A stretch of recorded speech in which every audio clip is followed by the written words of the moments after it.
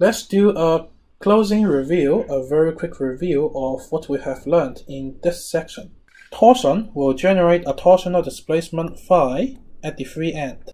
At the beginning, we define the rate of change of torsional displacement, theta equals to phi divided by L.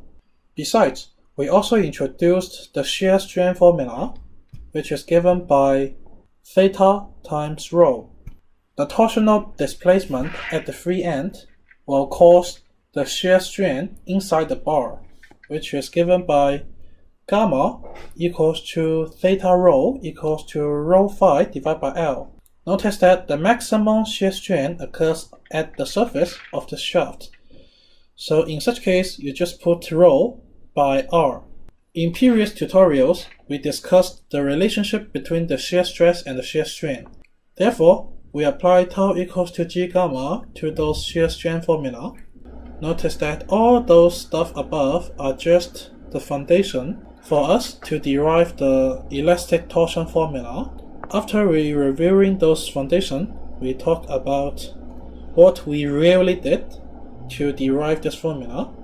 We considered a differential torque dt equals to tau rho dA, and we substitute the shear stress relative to the maximum shear stress.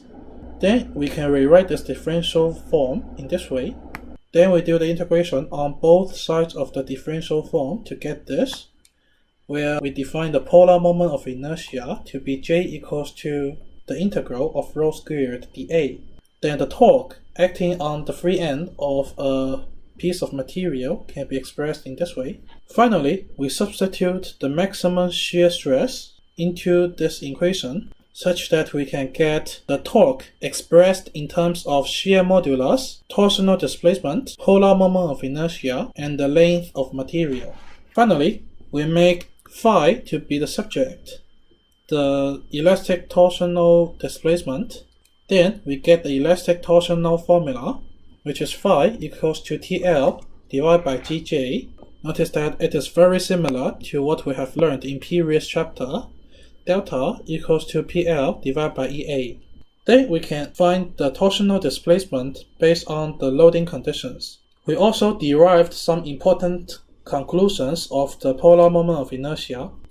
For solid circular shaft, the polar moment of inertia is pi r to the power 4 divided by 2 equals to pi d to the power 4 divided by 32.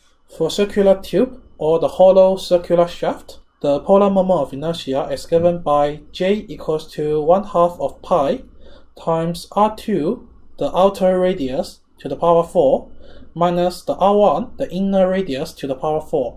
And it also equals to pi divided by 32 times outer diameter D2 to the power 4, minus the inner diameter to the power 4.